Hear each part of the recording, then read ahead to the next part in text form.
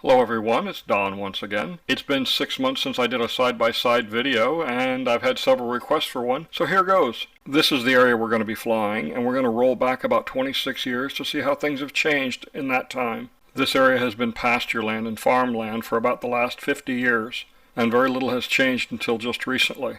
As the villages has been developing in this area, they've worked real hard not to cut down too many trees. Only one small stand of trees was cut down, this right here. And in this area here, the trees appeared to be dying out from some sort of disease. There wasn't a whole lot of wildlife in the area. It was mainly cattle ranching, and their fate was already predetermined. Some of the acreage appears to have been farmed intermittently over the years. The woodlands along the north side of the turnpike also appear to be thinning out. It doesn't take much to realize that Harold Schwartz and Gary Morris had long been working on land deals to acquire this area even before any development was announced. Looking back, it's obvious that development south of 44 was always in the plans. Developments like the villages take many years to plan, sometimes even decades, and keeping these plans quiet is absolutely essential for their success. There are many that don't like the continued growth of the villages, but it's only a small part of the growth going on here in Florida, and it is the principal economic engine and employer for this area.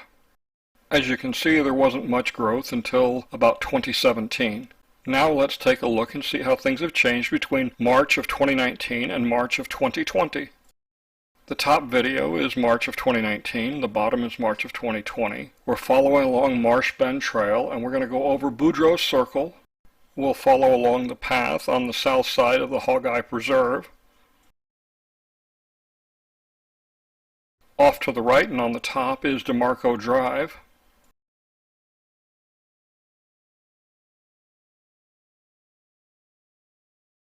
This is the bridge over the inlet to the Hogeye Sink. I've had several people ask me how I film these videos and where am I at when I'm filming them, so today we'll play a little Where's Waldo, and I've marked the areas where I'm at when I'm making the flight. This is actually the videos from over a dozen flights all stitched together. I'll show you those flights at the end of the video. The turnpike is on the right, and Marja Villas is coming up. This is in the village of Marsh Bend. And there's Waldo right there. You can see the little red circle. That's where I'm at in Marja Villas. I have to keep the drone in sight at all times when I'm flying, so that means moving around quite a bit to get the different shots and to stitch them all together. We're coming up on Marsh Bend Trail again, and the Lowlands golf course. Coming up on the other side of the power lines is Unit 30. This is the last section of the village of Marsh Bend. Beyond this, you're in the village of DeLuna.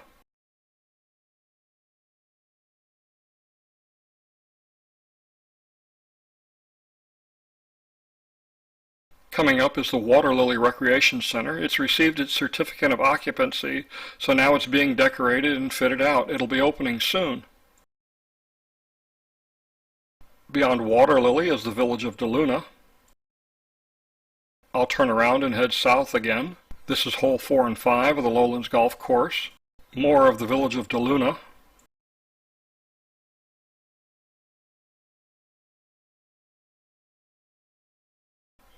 This is Lee Villas in the village of Marsh Bend.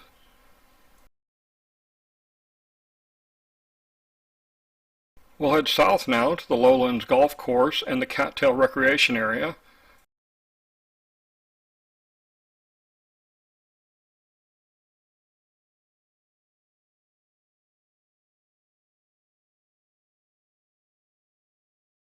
I'll pass just to the left of Edna's and then on to the Marshview Pitch and Putt course.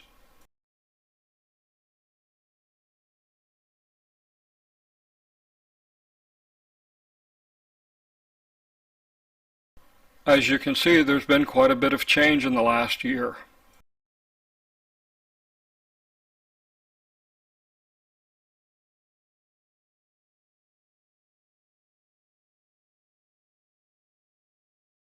We'll continue on back to where we started near Thornburg Trail.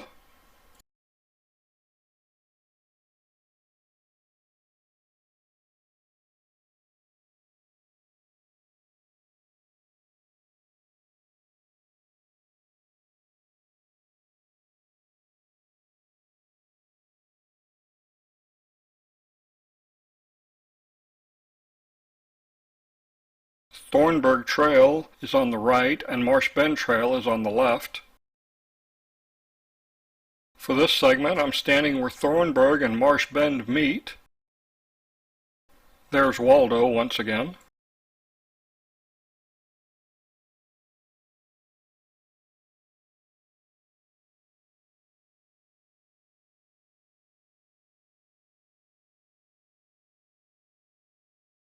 We'll go over Sebald Street and DeMarco Trail to get to the Everglades softball complex.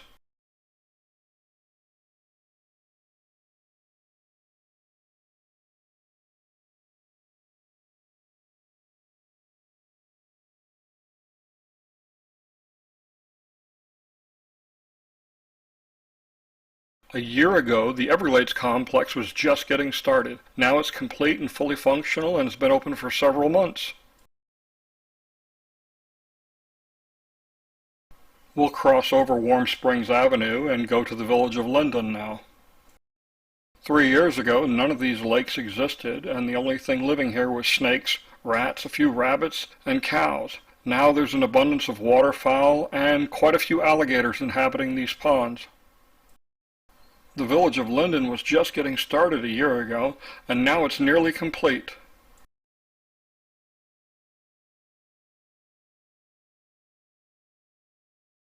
The Riverbend Recreation Complex in the upper right didn't exist last year.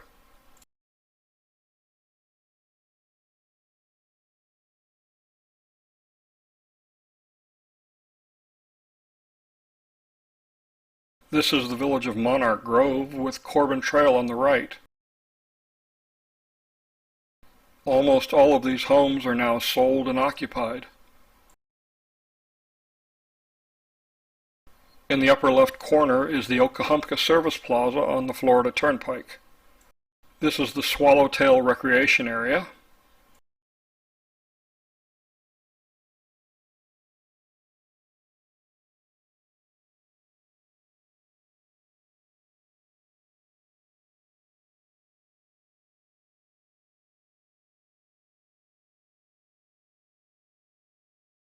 Turning to the northwest, we'll follow along Corbin Trail and then along Reagan Road.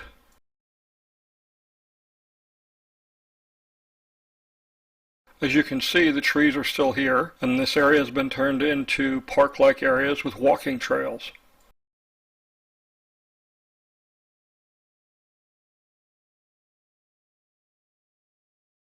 That's Flint Loop on the right.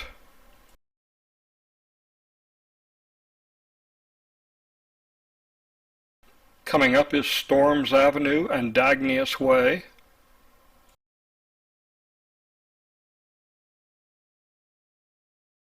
Coming up is County Road 501 that we'll cross.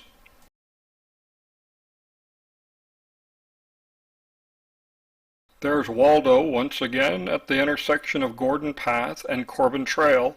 The longleaf course hole number 3 with the tree in the middle of the fairway that absolutely hates me. We'll cross over Finney Way now, heading towards the Longleaf Starter Shack and Patricia Villas.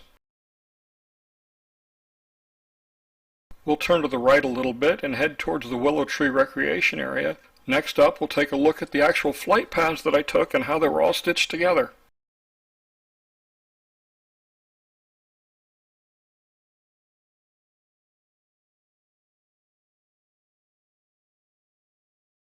This is Google Earth Pro with the actual flight telemetry from each of the flights I took. The H in the little white circle is the home point, or where I was standing from the flight, and the yellow line's the actual path the aircraft took.